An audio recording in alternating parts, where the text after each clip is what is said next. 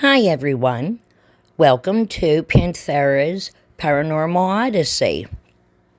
This channel is for people who love all things paranormal.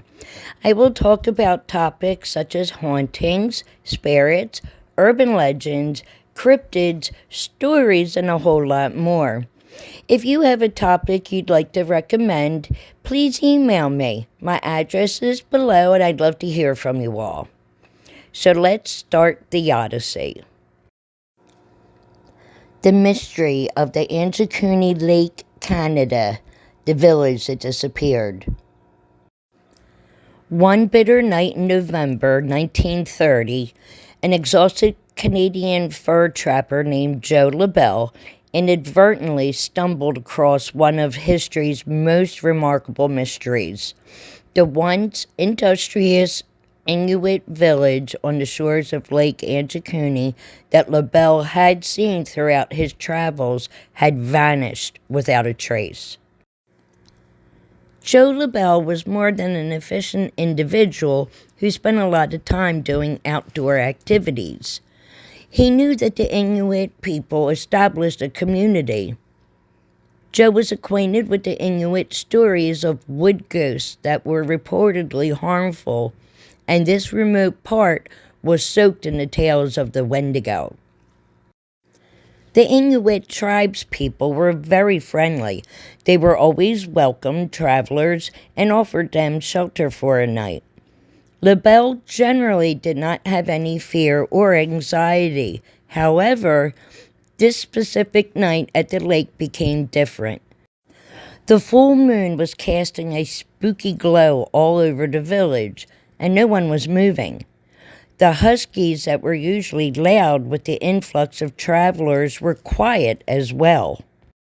Trudging through the fresh snow, Labelle cautiously approached the silent village in search of shelter. Still steaming, gray streaks emanated from a charred pot of stew and eerily wove themselves through the night sky. The only voice he could hear was that of his own steps made on the snow ground and the concave reverb of his greeting. He quickly understood something was not normal, and he had to start investigating as soon as he entered the village. The village was in complete silence, and he could see no one.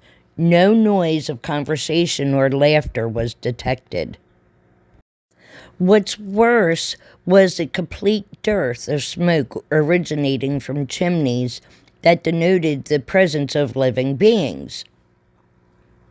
Joe noticed a fire at a distance and went towards it to inspect.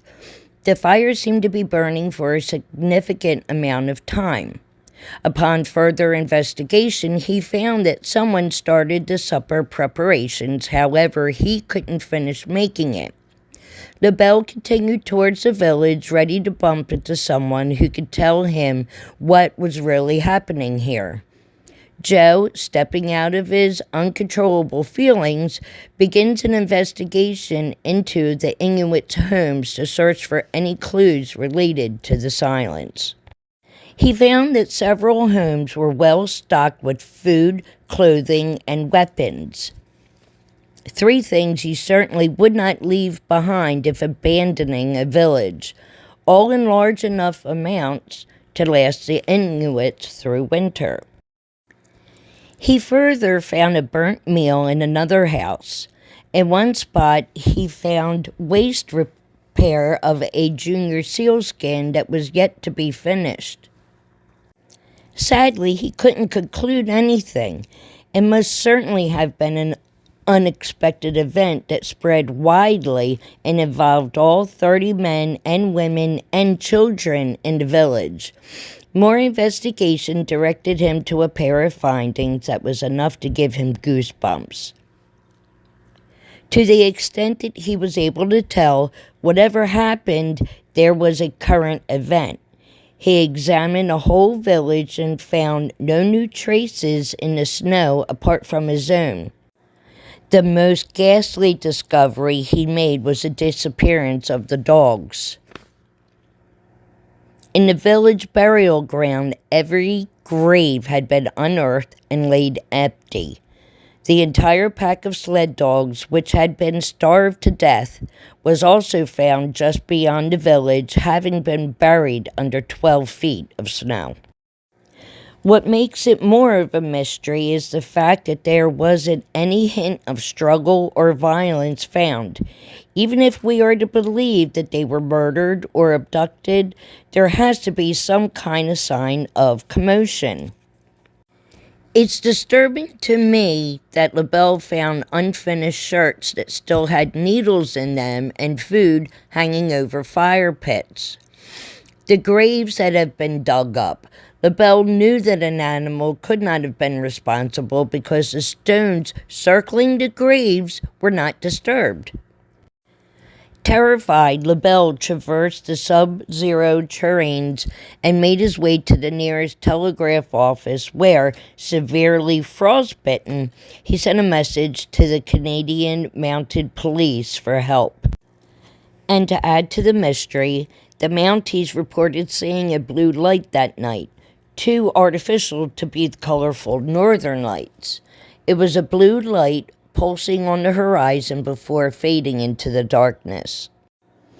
After an article was reported in Canadian newspapers, the NWMP Northwest Mounted Police received inquiries. In January 1931, Sergeant J. Nelson filed an internal report that was released to the public. Nelson wrote he could find no foundation for the story.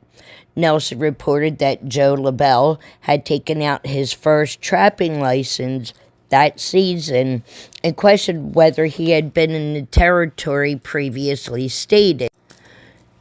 The Northwest Mounted Police has since dismissed the case as an urban legend, claiming that the story originated in Frank Edwards' book. The RCMP also states, it is also believed that such a large village would never have been possible in such a remote area. The RCMP states that it has no record of any unusual activity in that area at that time.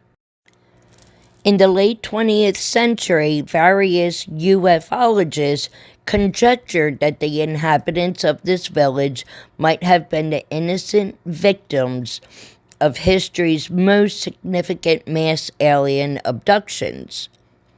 Though the proof backing this hypothesis is equally exciting and dreadful at the same time, envisioning this theory of aliens diving down and escaping with the whole population of a village is the matter from which nightmares are created. Okay, so what do you think? Could this be an urban legend? I don't know about that. Could it have been a fur trapper's elaborate tale? Could it be a cover-up? For what I don't know what it would be offhand, but a cover-up nonetheless.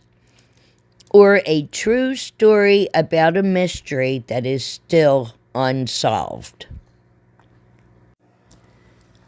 I hope everyone listening has enjoyed this segment of Panthera's Paranormal Odyssey. If you have a recommendation for a topic, just email me. I'd love to hear from you all. I will be uploading 3 segments weekly. If you'd like today's selection, just hit the like button below and subscribe to my channel. It's free and it really helps out. And remember, the truth is one's perception. Bye, y'all.